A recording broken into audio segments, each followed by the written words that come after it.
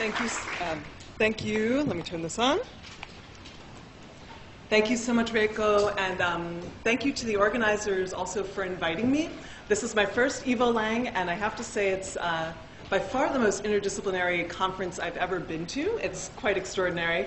It's also that fact of this interdisciplinarity that makes me extremely nervous about giving this talk. So that might be too loud. Can you guys hear me in the back? I know there have been some auditory problems today. All right.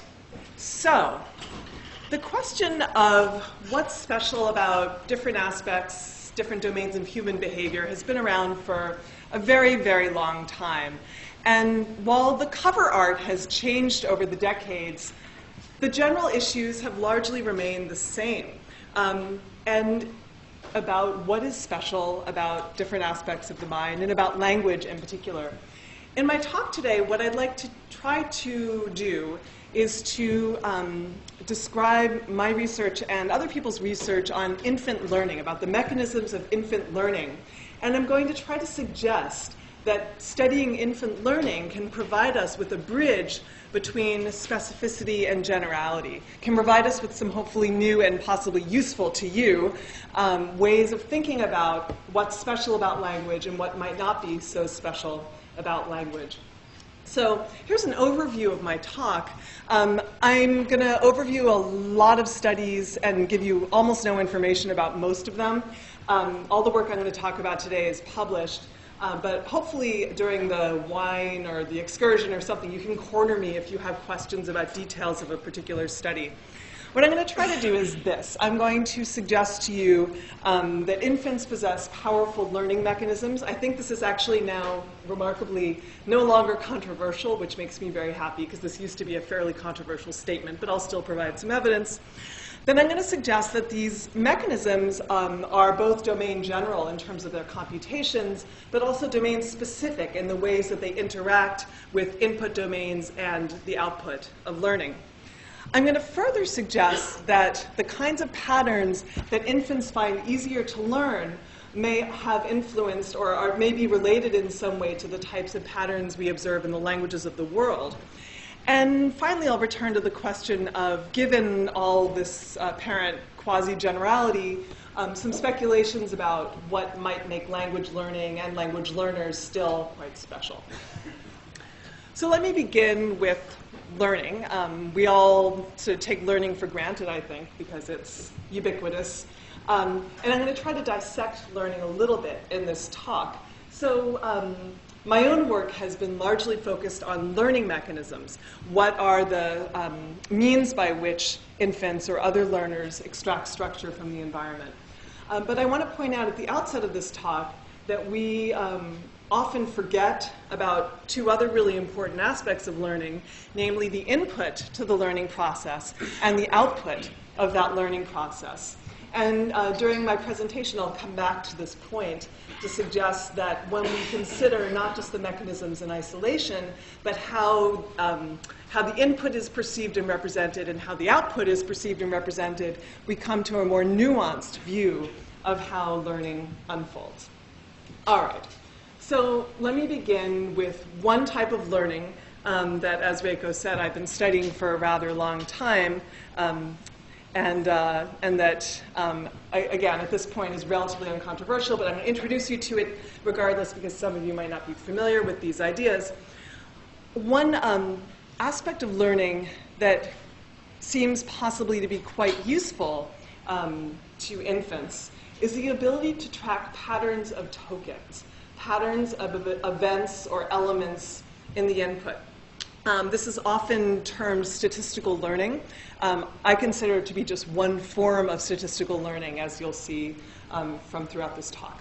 But in my own work, I first started thinking about this idea when thinking about how babies break into language. Because when we speak to infants, we don't talk like this.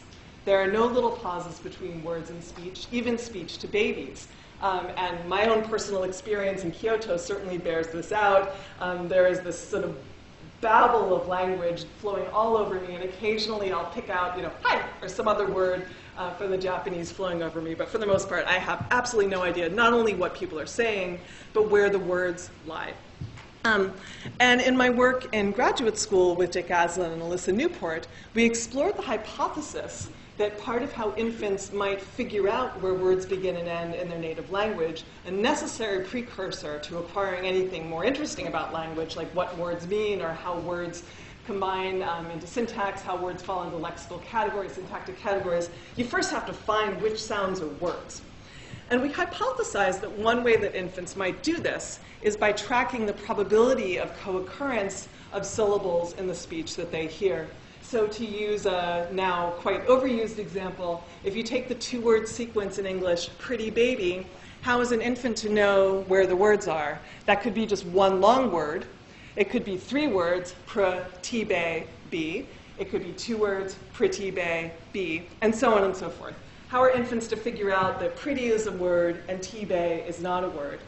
And it turns out that if you compute the statistical probabilities with which, for example, pr is followed by t, or t is followed by bay, or indeed how often t is preceded by pr, this works in both directions, that you won't get it right all the time, but the probabilities point you towards word boundaries. So more often than not, two syllables that predict each other reasonably well are going to fall inside a word. Two syllables that don't predict each other reasonably well, like t-bay in this example, are going to span word boundaries. And in studies, in our original work, we tested this hypothesis by playing babies languages that sound like this.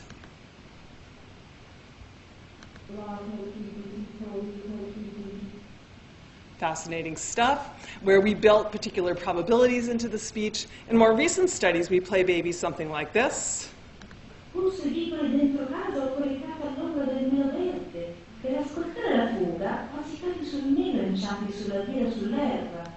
The Italian speakers in here might notice that that is grammatical, but slightly semantically weird speech.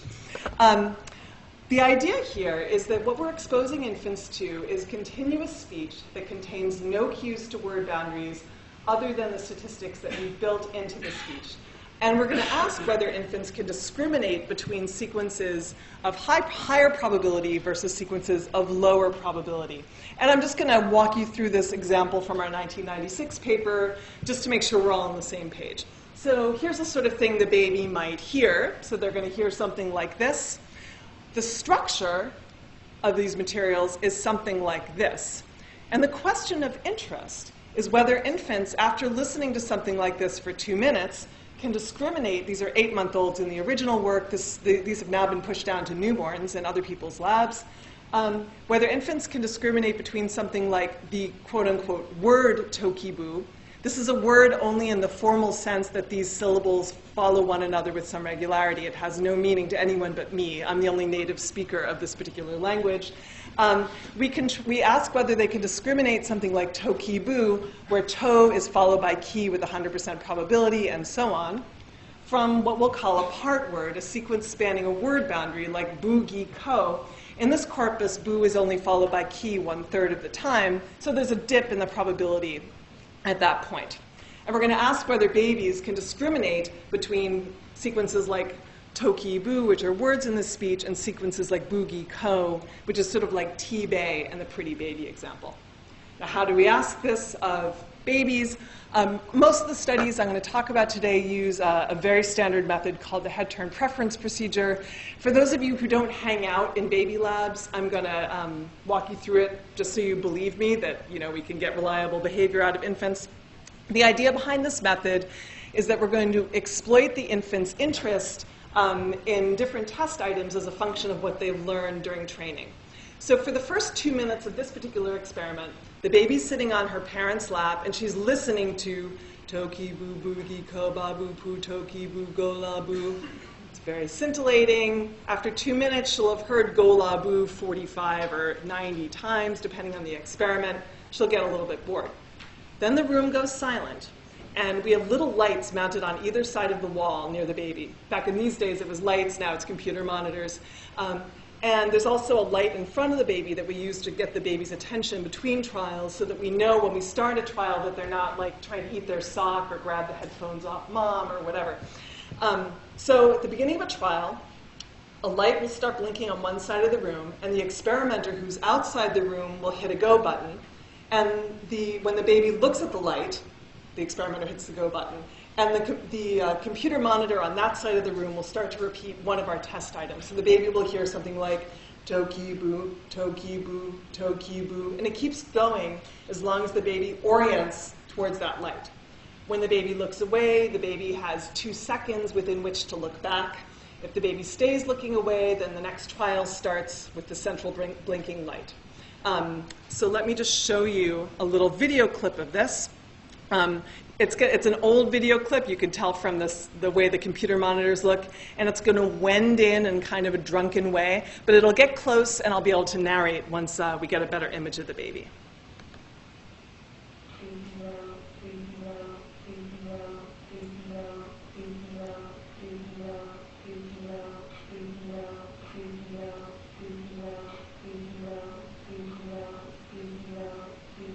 Okay, center light, side light.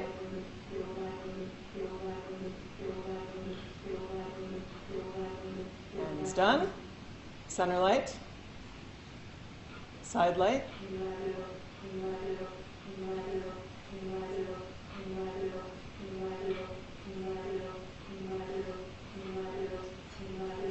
He's done. And the study moves on. Okay. So using this method, we've been able to show that with a variety of language stimuli, infants are able to discriminate after just a couple of minutes between sequences with better internal statistics versus sequences that have weaker internal statistics, either spanning a word boundary or actual words from the speech that have lower internal probabilities. But babies can do more than track these tokens. They can do more than remember particular syllable combinations. They can also learn patterns of types. This is what is more typically called rule learning in the literature. I'm going to refer to it in this talk as learning patterns of types. And the idea here, I'm sure many of you are familiar with it. In fact, this kind of task has already shown up at the conference. In Gary Marcus's original study, babies were trained up on sequences of syllable triads where the particular identity of the syllables changes from one sequence to the next. So they might hear ga-ti-ga, wo-fe-wo, li-pa-li, something like that. What remains constant is the pattern of types, that the A's, the same syllables, are on the outsides, and there's a different syllable in the middle. The tokens change on each presentation. And the really interesting thing about this aspect of learning is that here babies are able to generalize beyond the specific tokens that they've heard. So they're able to recognize novel sequences that follow the same type pattern. In this case, that follow, say, the same different same pattern or the same different different pattern. So they're generalizing beyond the tokens and recognizing the types. So there's been a lot of interest in whether these learning mechanisms are just for language, just for speech, or are they available for learning in different domains, right? It's a very basic kind of question to ask. Are these learning mechanisms solely for language, or are they available more generally for learning in other domains? The answer is that they are not specific for language, but note my little asterisks, and that I'm going to say there'll be caveats forthcoming. Those of you who know this literature well know that I'm glossing over a lot of stuff here. But the general pattern of results is that infants seem to be able to track tokens and or types across a lot of different types of input. So here's one example where infants are tracking tokens.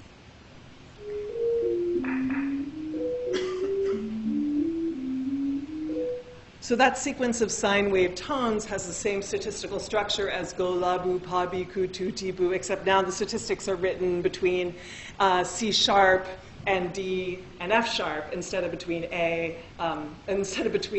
go and la and bu. Infants are also able to track tokens and types in sequences, visual sequences of various kinds, and moreover, these learning abilities seem to be available to non-humans as well, at least to cotton-top tamarins and rats, both of whom seem to be able to track sequences at both the token level, remembering the specific exemplars, the statistics as particular exemplars, and the type level, abstracting patterns like ABA or ABB. So if I were to stop here, the answer would seem to be fairly straightforward. It would say, okay, these are general learning mechanisms, they seem to be available at least to some other species, and so they're not really for language in any particular kind of way. But I don't think that's the whole story. I think the story is actually a lot more interesting than just saying that these are general purpose, flat earth, empiricist kinds of learning mechanisms. And the reason why has to do, again, with thinking about not just the mechanisms themselves, but how they interact with the input to learning, which comes from particular domains, and how they interact with and what kind of output they provide, which gets dumped into different domains. And to make my point, I'm just going to give you a few examples of some of the subtleties of the circumstances under which infants seem to be able to track types and/or tokens, to suggest to you that the story is a lot more interesting and subtle than just babies could always do it or they could never do it. So I'm going to have to go through these examples with some rapidity, but again, these are all published papers. So one kind of cool study was done by Colin Dawson and Luann Gherkin to do with the type learning, the quote-unquote rule learning in the musical domain. They played babies sequences of chords, and they found something that at first blush is kind of surprising. They found that 4-month-olds could do it. They could track the ABA types of patterns in chords, but 7-month-olds couldn't, which is sort of the opposite of the kind of pattern you'd usually expect to see developmentally. But their explanation makes sense. What they argue is that over the second half of the first year, we know from the music perception literature that babies are developing a sense of tonality. And they argue that for the 7-month-olds, their sense of tonality, of musical tonality, of Western musical structure in this case, is actually interfering with their ability to learn and abstract these sequences in a way that the 4-month-olds are not messed up. Another example has to do with the structure of the information itself. So in a recent paper by Eric Thiessen, what he argues is that in both the linguistic and the non-linguistic domain, redundant cues seem to really help. He is able to show that in the non-linguistic domain, if you add redundancy, more than one cue that's correlated, infants are able to track the ABA types of patterns. But that ability goes away if you strip away some of the redundant cues. And he finds the exact same thing for linguistic stimuli. If you strip away some of the redundancy across the syllables, the redundant cues to the ABA structure, then babies fail even in the linguistic materials. So the structure of the input really matters.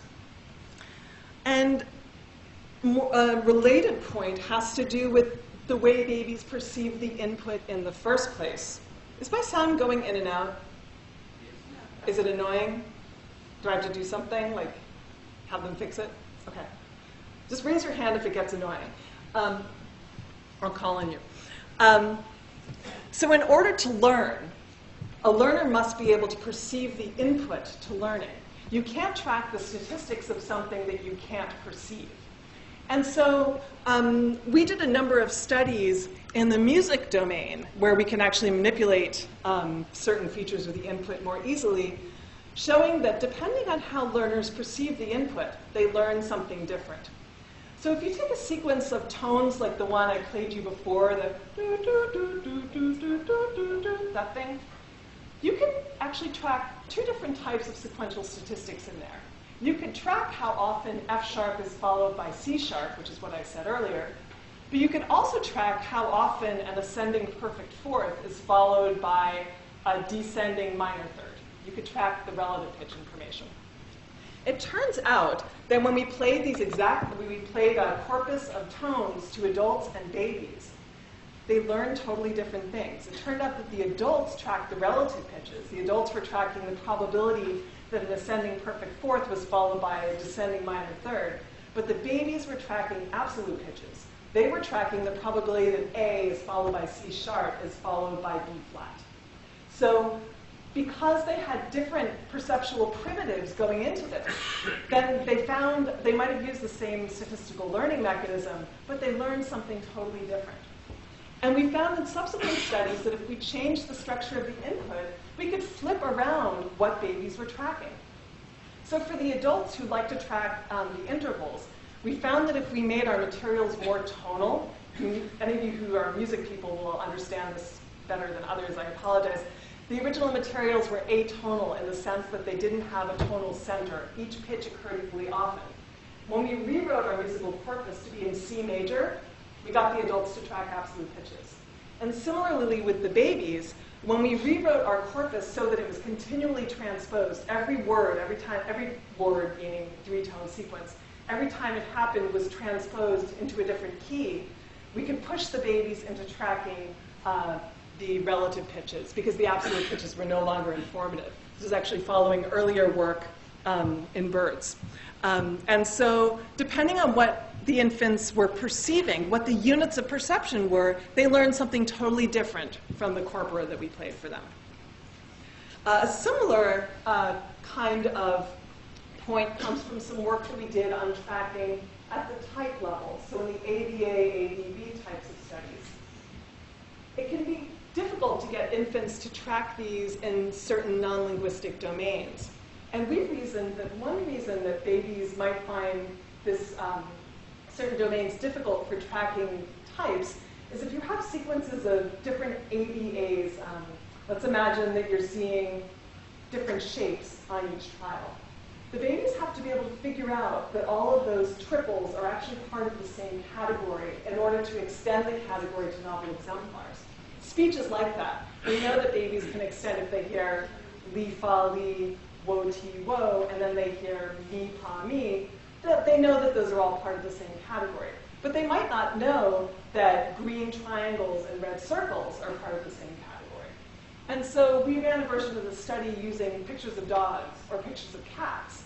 And we're able to show that when we provided infants with input where they could readily categorize it as part of a single domain, they were able to generalize. The last example I want to give you about the subtleties of this process is an incredibly clever study done by Luann Gherkin. She was interested in this study in how the input pushes learners around to affect what level they learn at. And so she gave babies a task like the original Gary Marcus, we, fo, we, la, ti, la kind of task. And she found the same kind of learning that they had originally found, that babies generalized to novel materials.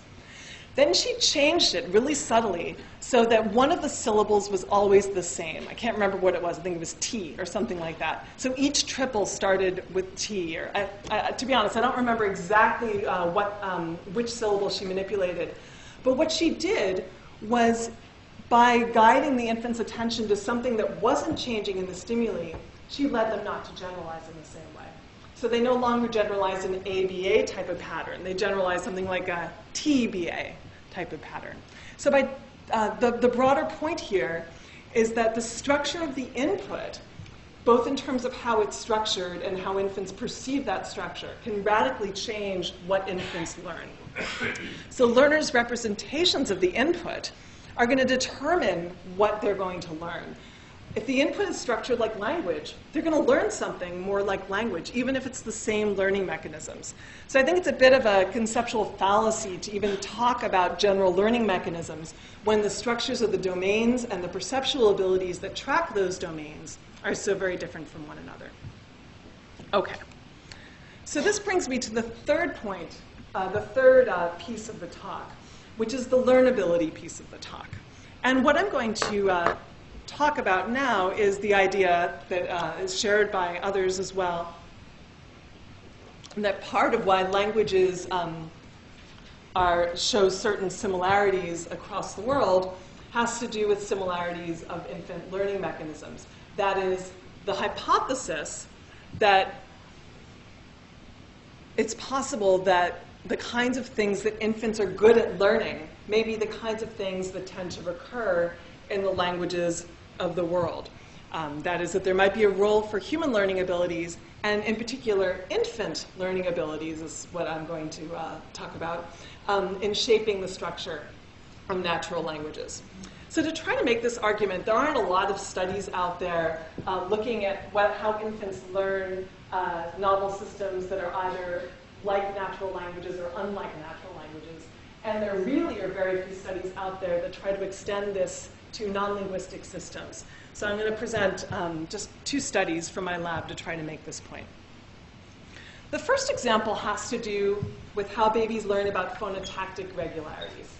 Phonotactics are a really cool place to study learning because, so for those of you who don't know, phonotactics are regularities that are particular to specific languages in terms of which phoneme, patterns of acceptability and positional restrictions on phonemes. So both restrictions about which phonemes can follow one another, but especially to do with position. So say at the beginning of a syllable versus the end of a syllable, there are different restrictions. You can, in English, you can have F followed by S at the end of a syllable, but not at the beginning of a syllable, for example. And we know these differ from language to language, so they have to be learned. We also know that they're learned quite young, so by 9 months of age, infants can discriminate between words that are show legal versus illegal patterns in their language. Moreover, they can discriminate between sequences that show probable legal versus improbable legal patterns in their language. So we know babies learn a lot about phonotactics pretty early. So what we wanted to ask is whether babies are better at learning phonotactic regularities that are more akin to natural languages versus those that are less akin to natural languages. And the way we did this was we designed a method that has 3 phases to it. In the first phase, babies hear a list of novel words that exemplify a particular set of phonotactic regularities. Then, instead of immediately testing them, they hear these words and they've heard these words in citation form. We then have the infants listen to fluent speech that has words that either are consistent with or inconsistent with the regularity that they've just been exposed to. And our question of interest is whether they are better at pulling out the novel words from the fluent speech that are consistent with the regularity that they've been listening to. So the idea here is that if they've learned the phonotactic regularity, they should devise expectations about possible word forms based on those regularities and have an easier time pulling them out of fluent speech. So in the first experiment, we exposed babies to a very simple list of words that follows a very simple regularity. These are all bisyllabic words. The two, I apologize, I don't have a laser pointer, so I'll just point like this. Maybe? Maybe not. Okay. On the far side, you have half the infants were exposed to the regularity on the far side, where each syllable starts with a voiceless consonant like t, k, b, t, k, p, and each syllable ends with a voiced consonant like d, g, b.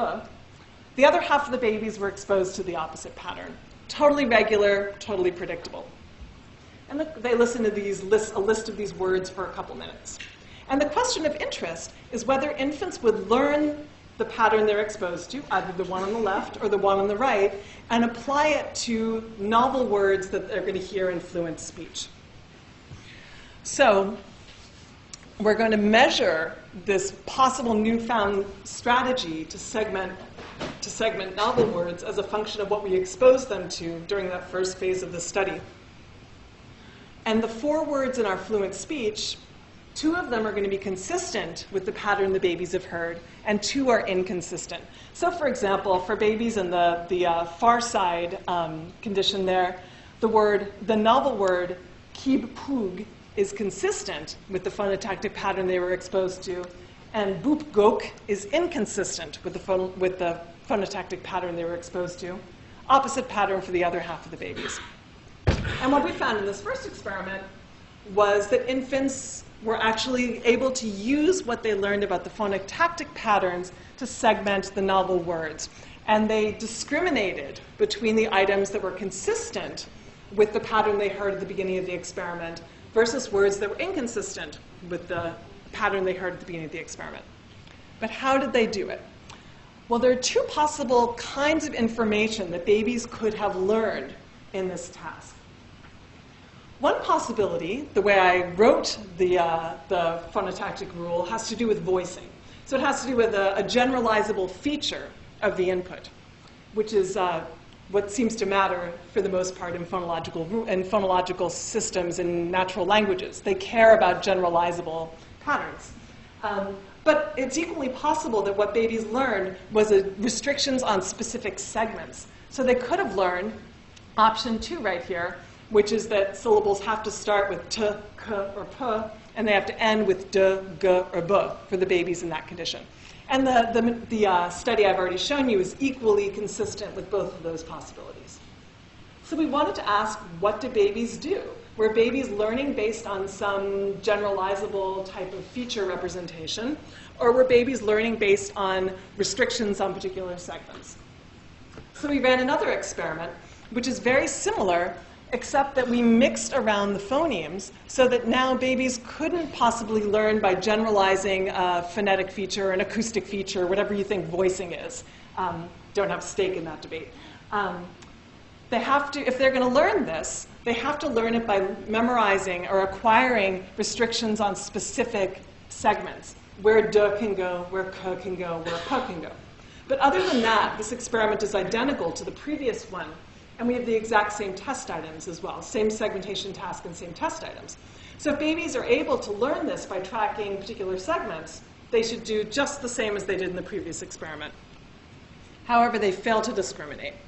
So the infants did not show any evidence to us that they learned anything about the patterns that we gave them to learn when those patterns were written as restrictions over specific segments, as opposed to something generalizable about the acoustic or phonological structure of the input. These studies suggest that at least in this kind of, with the task demands of this particular input set, the infants learned when a generalization was possible, but they didn't learn when segment identity was critical, possibly because in the latter case, there's more to keep track of. It's a lot, it seems representationally easier to have in your head some sort of expectation that has to do with where voicing goes, as opposed to some sort of expectation about where p goes, as opposed to d or t or b. So it seems possible that infants' propensity, the ease of generalizing here, might have something to do with why languages tend to have restrictions that have to do with categories of elements rather than individual exemplars of elements. And indeed, in a recent paper by Eric Thiessen, he demonstrates a very similar pattern of results in the visual domain, showing phonotactic learning, I have that in quotes, for shapes, for visual shapes, and showing that in generalizable contexts, infants learn more than in contexts where they have to track specific exemplar identity. Okay, so all patterns do not seem to be equally learnable by infants. And of course, at some level, that's totally obvious. But it's interesting to try to ask which patterns are more learnable than others, and does that indicate anything interesting about, for example, why languages might be the way they are. The second learnability example is from the domain, I hesitate to call it syntax with all the linguists in the audience, but from the domain of, I'll call it phrase structure. And in walking through this, I profoundly apologize for the level of oversimplification of the syntax that I'm going to do to make my point. So I hope you accept my apology in advance. There's been interest since the late 60s, early 70s, in doing experiments to try to ask how it is that humans might learn something like linguistic phrase structure. Phrase structure is particularly interesting to people who are interested in learning because we might hear words serially one after the next, but our representations of them are anything but beads on a chain, as you all know. We have expectations about which words and which categories of words clump together. And there's distributional information that might help learners to figure out which words clump together. These sorts of dependencies have been described since the structural linguistics of the first half of the 20th century. And the intuition is as follows. Certain types of words reliably predict the presence of other types of words within phrases. So for example, you can have nouns without articles, but we don't have articles without nouns. We don't have sentences like the walk down the street in any language that I know of, unless the is unless the happens to be someone's name. Similarly, we can have noun phrases without prepositions, but prepositions require noun phrases somewhere downstream or upstream, depending on your language. We can have noun phrases without transitive verbs, but transitive verbs require object-noun phrases. These are all very obvious features of simple syntax. But in terms of the statistical manifestations on the surface, they provide the evidence of unidirectional, strong conditional probabilities such that certain categories of elements reliably predict others, but it's unidirectional. Okay? So in work now done quite a long time ago, we wanted to ask whether these predictive dependencies buy anything for learners. Do they actually help us to learn? And so what we did was to create two artificial grammars that were very, very similar, and I'll give you their structures in a moment. The only real substantive difference being that one contained predictive dependencies such that certain word categories predicted others unidirectionally. The other lacked those dependencies. So I'll call this the predictive language versus the non-predictive language. Let me just give you the structure very briefly. This goes back to languages that were used in this like Bregman and Newport and Morgan in the 70s and 80s. These are very old languages that I've tweaked a little bit. So in the predictive language, let's just focus on the A phrase for a moment. An A phrase consists of an A word. A could be biff, sig, rud, or tiz, with an optional D word. And so the possible A phrases were A and AD. You can notice that this is a head final language, so it's unlike English, which is important because my subjects are American. Similarly, the C phrase can be written out with the rewrite rules as a C or a CG. You'll never have a G alone. So the presence of G tells you that C must also be there. Presence of D tells you that A must also be there. We'll contrast that with the non-predictive language. The non-predictive language is characterized by overarching optionality. So you can have an A word or a D word or both. The only criterion is you have to have one of them if you're going to have an A phrase. So we have actually multiple options for A phrases and C phrases that we don't have in the other language. So this would be like if in English our noun phrase rewrite rule was a noun phrase consists of an optional determiner and an optional noun, which is kind of weird. There's no dependency. There is structure. You still have to have an A phrase. You have to have one of these things there, but the language doesn't tell you which one. And what we did was to create two artificial languages, fairly large ones, where learners were going to be acquiring either a predictive or a non-predictive language. You can see from this simple comparison that in terms of surface structure, they were roughly comparable. And we started by testing adults and children on these languages. And what we found, using an auditory presentation, was that both adults and grade school children did better when exposed to language P than language N. The predictive language learners showed more acquisition of the structure of the language than the non-predictive language learners.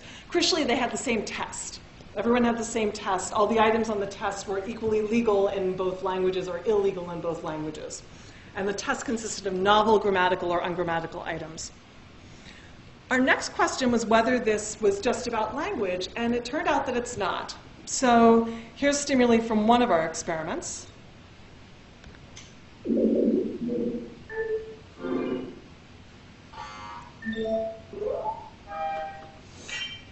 So that was like biff, rud, lum, dup, sig, or something like that.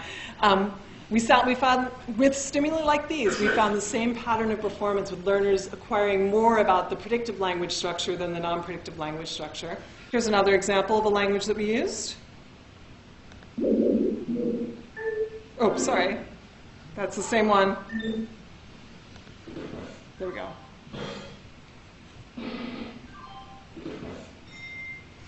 And you could argue in each of these, maybe people recoded it as language. We also used shapes. We did everything we could. And the same patterns kept reemerging in every case, except for when we use sequentially presented shapes. And that's a whole different talk.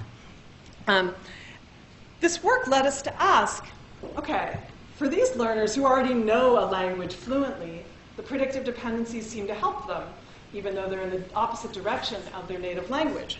What would happen if we tested babies on these same materials, babies who arguably don't know much yet about syntax? And so we started by simplifying the languages substantially. I have how many minutes? 3 minutes. Okay. Babies learn this, but they only learn the predictive dependencies. They don't learn the non-predictive dependencies. How about that? Which is actually weird because this language seems really simple. We gave them the full language. This is the most complicated language that anyone has ever tested babies on, to my knowledge. And again, they learn the predictive language, but not the non-predictive language. Cotton-top tamarins, I won't go into that. Fine. Interestingly, Bengalese finches show the same pattern. They learn more about these predictive languages, the full predictive language, than the non-predictive language. So if these mechanisms are so general and seem to be available in a lot of domains, then what is it about humans and human language learners? And I'll end with some speculation. Part of what might be special about language learning and human language learners has to do with something that we don't see in a lot of other learning problems. And that is the following. When we're learning, we always have the same language, the same corpus. But as a function of learning, what we learn changes what we can learn next. So let's imagine that we're starting with sounds flowing over us, and we don't know anything about words. Well, eventually, we're going to start to find those words, and then the words can become the input representations that get fed into learning, and then categories of words, and so on and so forth. One of the things that I think might be special about language and about creatures that can learn languages is that learning is a dynamic process. What you've learned at time t is going to affect what you can possibly learn at time t+1 in very deep and dramatic ways. And I don't have time to tell you about these studies, unfortunately, but we've done experiments in our lab showing that babies are able to go, for example, from fluent speech to word meaning, and that the output of one of those learning processes can serve as input to the next over the course of a single experiment. Or similarly, that infants can go from learning about word sequences to learning about the meanings of lexical categories, again, over a single learning bout, over a single learning experience. And so it could be that part of what is special, I apologize for having to skip all of this, but I can answer in the question period. What might be special about language learning is that you don't learn and then stop. It's not like your experiment ends. You're always learning. And what you've learned before is going to deeply change the way that the kinds of input representations that you're able to use for subsequent bouts of learning. So let me end by suggesting that we can talk about general learning without hopefully being accused of being flat earth empiricists. That learning mechanisms themselves, the computations might be domain general, but those learning mechanisms are embedded within systems that infants are trying to acquire, systems that have different forms of input and where the output can then become the input to subsequent learning. The constraints on this system are only, I think, just beginning to be understood. To use words from Simon Kirby's talk this morning, I don't know whether they are weak constraints or whether they're third-party stuff that's coming in there. But I think answering those questions could be extremely interesting. And finally, it may be something about the dynamics of being able to learn from one's own learning that might be part of what makes language and language learners so amazing. So thank you very much for your time. Before I end, would like to thank the people who actually did the work. and the people who paid for the work. And of course, we couldn't do any of this without the infants and their families, so we thank them greatly. Thank you.